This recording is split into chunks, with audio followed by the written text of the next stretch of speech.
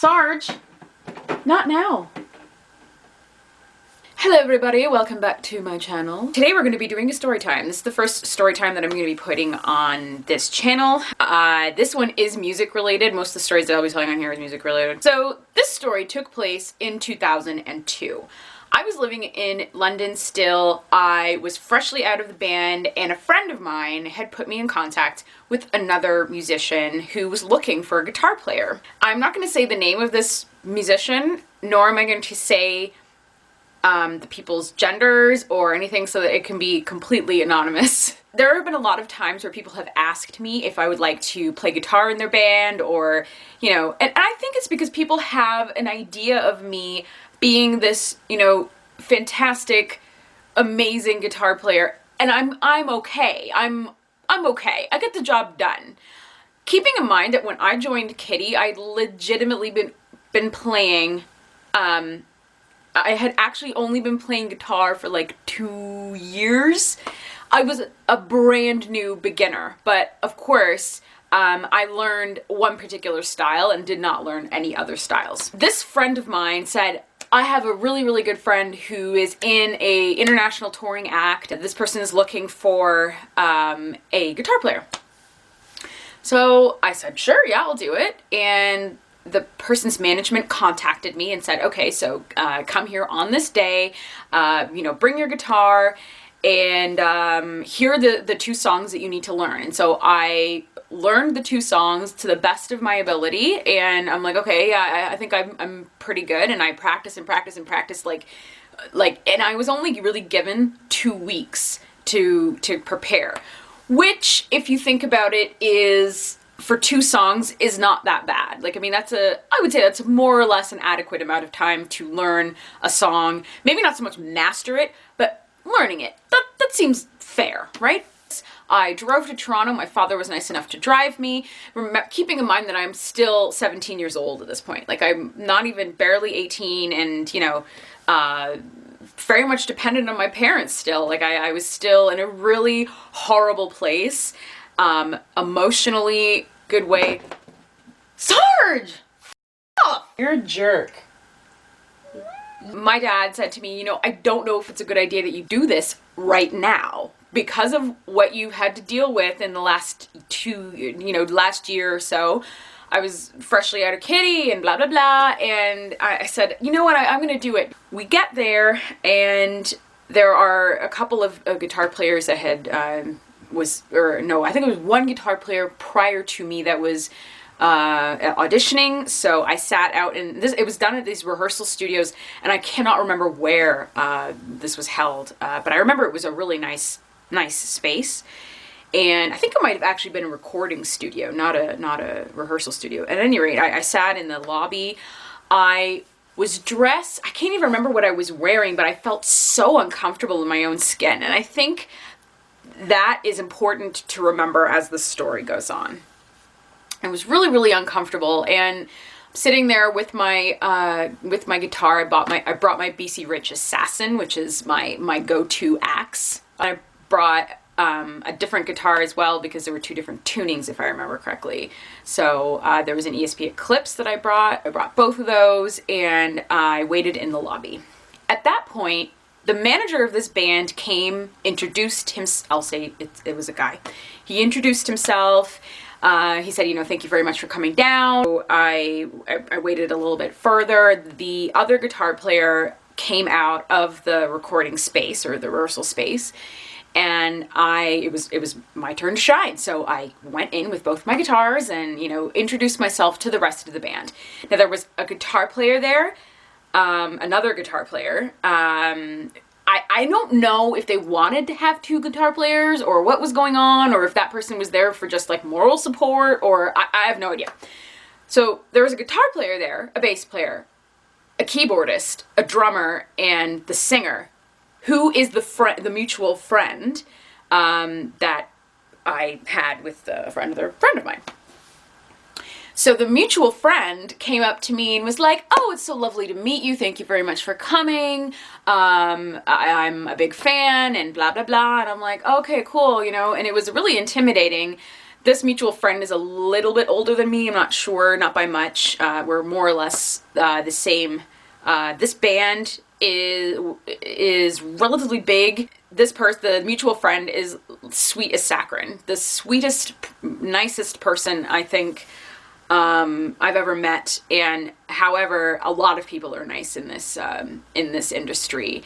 But a lot of that is just self-serving, and you know, it's really tough to see through the facade. Sometimes you're like, you're a fake, and you can tell that they're fake, but you could tell that this mutual friend seemed kind of genuine, and I'm like, okay, all right, so that's great.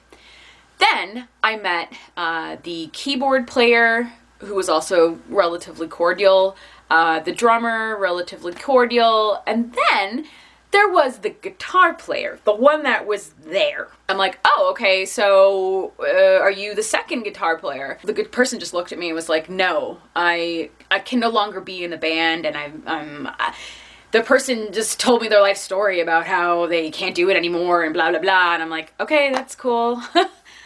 Good luck with your life. At that point, they said to me, okay, let's play this song, and I'm like, okay, cool. So I stood there.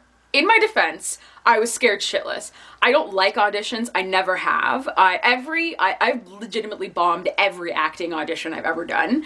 And I've never had to audition for a band up until that point. That was the first time I'd ever done it. So I was like shitting my pants. So I stood there legit like a mannequin with a guitar and just kind of like dun, dun, dun, dun, dun, dun. Dun, dun, dun, dun, dun. I looked uncomfortable. I looked horrible. I probably sounded okay, but I didn't look okay. I didn't feel comfortable. I didn't, you know. So anyway, the guitar player was sitting on a couch, like right in front of me. So we start the song, and everything's going great. The singer is killing it, like always. And, you know, the energy was there, and all of a sudden, the guitar player stands up and was like, no, I'm sorry, we're gonna have to stop. Can we just stop for a second? And I'm like, automatically. I was already sweating at this point, but I was really sweating after this. Sweating. I was Brad Pitty. No, that isn't right. You actually, it's this chord, then this chord, then this. I was a little bit off. I have never ever claimed that I have a perfect ear, right? So I had to do this all on my own, which is fine. But I've never ever claimed that I have a perfect ear, right? So it was just a tiny bit off, tiny bit. The guitar player corrects me. I'm like, okay, cool, yeah, no, I'm sorry about that, you know, well, let's just keep going. So I play it. We get another 30 seconds into the song, going into like a bridge or something like that. Again. Oh, excuse me, sorry. No, that note is actually this, and then there's a little that you missed. I am already on edge because of this being a scary time for me, in general, emotionally, mentally, everything. I hate auditions. I am here, and your dumbass is sitting there looking at me, scrutinizing everything that I'm doing, and I'm the redness, if you could see the redness on my brown face, I was red. I was like, oh my God, I can't believe this is happening. And you know when you get that feeling in your stomach where you're just like, you want to vomit? Like there's just like this, like, I was shit scared at this point. This person had stopped the song twice. Then after the bridge, we did the chorus a couple more times or something like that. I can't exactly remember. Then I had to change guitars. And then at this point when I was setting up my guitar and stuff like that, the person comes up and was like, what kind of guitar do you have? What guitar is that? I'm like, oh, it's an ESP Eclipse. This person said, oh, do you usually only have one pickup on all your guitars? Or that the person was like, oh, that's kind of weird. I said, I only use a bridge pickup. This person was like grilling me, like making sure that I knew that my presence there was threatening to this person. There's a certain point where I just kind of blocked this person out because I'm like, you know what? I can't right now. We play the second song. The second song was better. I thought I was in a bad movie. I thought I was being filmed. And you know me, I've done reality TV before, as you have probably seen. I don't know if you've seen it, but I've been on reality TV. These are the sorts of things that reality television lives for, is like this person being absolutely mutilated. And then there's someone comes out, it's like, ah, you're on TV, ah. But no TV. No, this person was just a fucking asshole. That's basically the issue. The two songs end. I shake hands with everybody. I thank them for their time. I even shook hands with the guitar player, said, you know, thanks very much for coming out and being the peanut gallery, I guess. And actually, I think I might have stayed a little bit to talk with the mutual friend, because again, this person was professional, and regardless of what this person thought of me as a musician or whatever, it's just good camaraderie and good, being a professional musician, you have to meet people and make sorts of like networking decisions and whatnot. And some musicians are absolute shit at that. They just don't get that, and they will burn as many bridges and piss on as many people as they possibly can. And depending on how, you know, popular they are, they can do that without any consequences. And at that point, the mutual friend said, you know, I hope we weren't too hard on you, or, you know, you looked a little bit uncomfortable. I said, no, it's fine. You know, everything's great. Everything's fine. The guitar player, the keyboard player, the drummer, and the bass player had all gone outside to smoke a cigarette.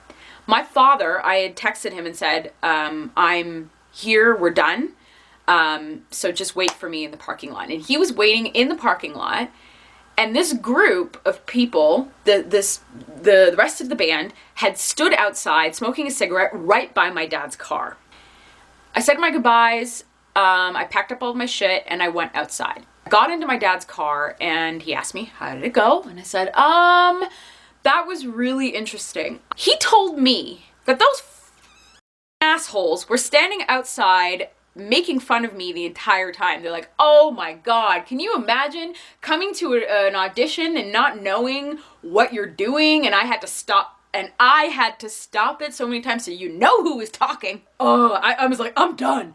And I already, as soon as my dad told me that, I was so hurt and so shocked. I'm like, wow, I can't believe that people actually think that about me. Like, they don't even know me. They don't know me from nothing. That this guitar player probably already saw my name, was like, oh, no, there's no way that she is replacing me.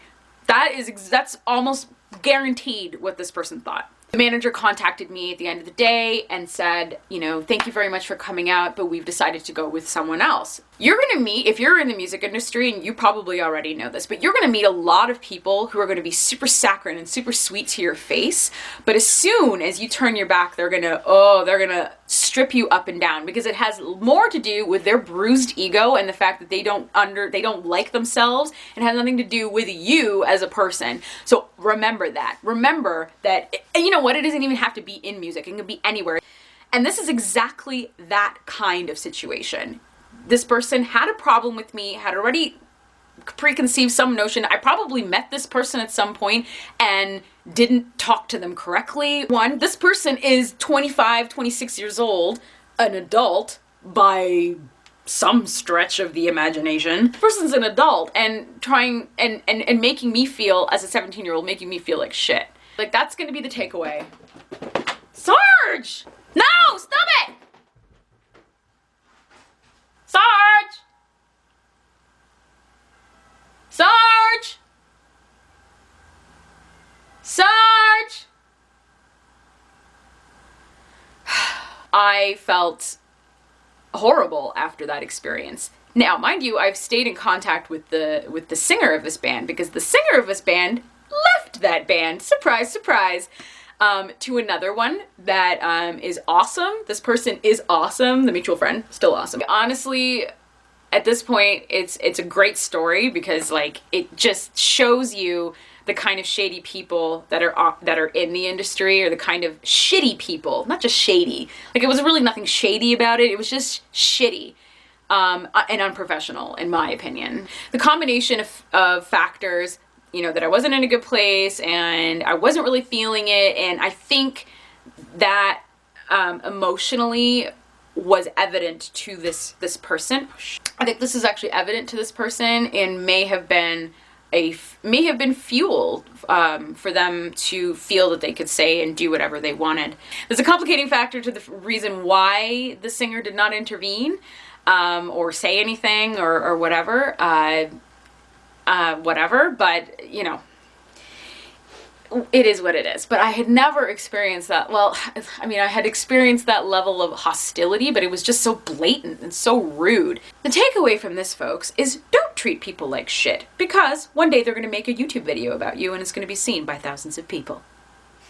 Anyways, I hope you enjoyed this story time today. If you liked this video, please give it a thumbs up and don't forget to subscribe down below. And also, if you do not want to miss a next story time riveting from me, please press the bell, which will be like a little notification will come up on your computer so you'll never miss a video.